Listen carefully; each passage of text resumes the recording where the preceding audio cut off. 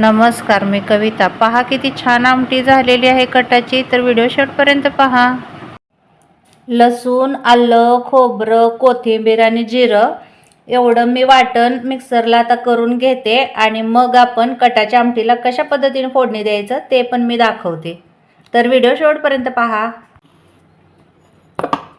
तर बघा, मसाला बारीक करून घेतलाय. जास्त मी बारीक केलेला नाही, थोडा आपण खलबत्त्यामध्ये कसं चेचतोय ना तशा पद्धतीनं ठेवलेला आहे, कारण की आमच्या घरात सगळ्यांना अशा पद्धतीनं मसाला आवडतोय. जास्त बारीक केलं की मग ते म्हणतात नाही का असं पिटाळल्यासारखं लागते. तर म्हटलं कटाच्या आमटीला असंच करते.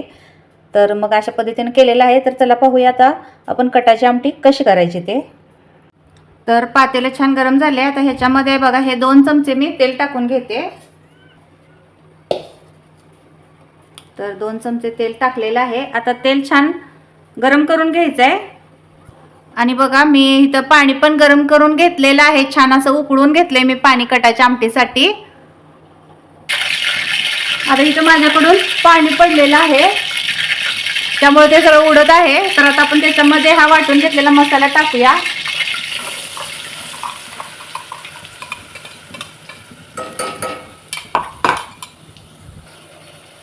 आता छान हा मिक्स करून घेऊया. तर भाजून घ्यायचं आता तेलामध्ये. ह्याला छान असं ह्याला तेल सुटेपर्यंत भाजायचं आहे. तर व्हिडिओ स्किप झालेला होता आणि इथं मी बघा कढीपत्ता टाकलेला आहे. फोन आल्यामुळे आहे ना इथं माझा व्हिडिओ दिसलेला नसेल तुम्हाला. तर मग अशी पाणी उडत होतं ना तेलामध्ये, तर मग मी विसरूनच गेले होते कढीपत्ता टाकायचा. तर असं सगळ्यांबरोबर होत असतील, माझ्या ताईंबरोबर, मावशींबरोबर. तर घरीच लावलेला कढीपत्ता आहे आणि छान देशी कढीपत्ता आहे आणि व्यवस्थित तेलामध्ये भाजलाय आणि मसाल्याला वासही खूप असा छान येत आहे. तर आता ह्या चमच्याने 1 चमचा भरून मी इथं कांदा लसूण चटणी टाकते. तर बघा चटणी काढून घेतलेली आहे, कांदा लसूण चटणी आहे. आता ह्या मसाल्यामध्ये टाकायची आणि ह्याला पण एक छान असं 5 मिनिट भाजून घ्यायचं आहे चटणीला पण, जेणेकरून कट छान येतो आपल्या भाजीला. जितका वेळ आपण मसाला तेलामध्ये भाजू परतू तितकी ना आपली कटाची आमटी छान होते आणि त्याला कट ही खूप सारा येतो.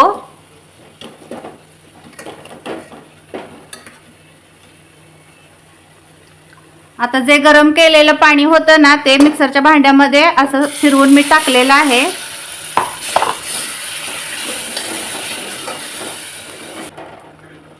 आता आपण ह्याला 2च मिनिटं असं झाकून ठेवूया, जेणेकरून आहे ना ते बाहेर उडणार नाही.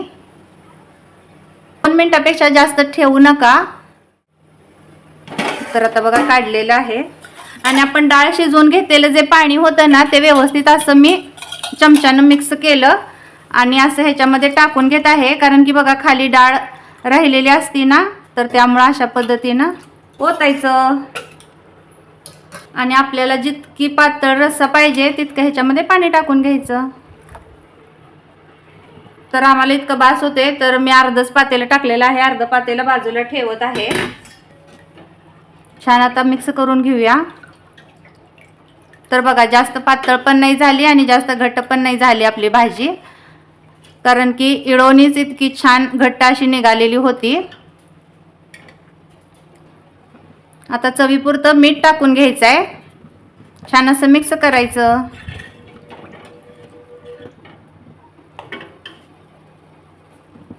आणि ह्याला आहे ना थोडीशी उकळी आल्यानंतर मग ह्याच्यामध्ये कोथिंबीर टाकायची. तर इथे एक तुम्हाला गोष्ट सांगायची लक्षात आली म्हणताना मग आता म्हटलं सांगावं. तर असा हा मोहर आल्यावरती आहे ना, तर काही जणी आहे ना गॅस बंद करतात जेणेकरून ह्याचा कट जायला नको म्हणून. तर तसं काहीही नसते बरं का ताईंनो. पण आता ज्याची त्याची इच्छा आहे शेवट.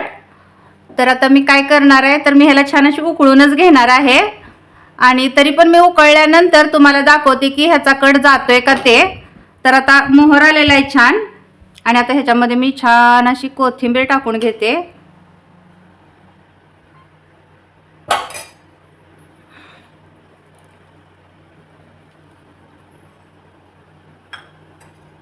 आणि आता हे मिक्स करूया.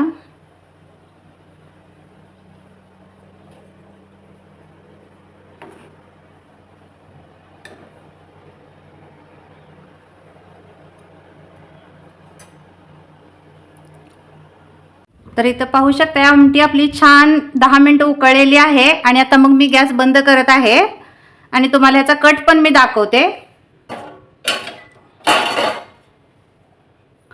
तर सांगा कोणाकोणाला वाटतंय की आपण आमटी उकळल्यावर ह्याचा कट जातोय तो, तर अजिबात कट गेलेला नाहीये. मी तुम्हाला जवळून पण दाखवते. इथं तुम्ही पाहू शकताय बघा,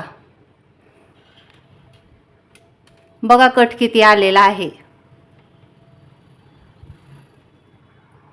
अशा पद्धतीनं आपली कटाची आमटी तयार झालेली आहे. आवडली तर लाईक करा व्हिडिओला.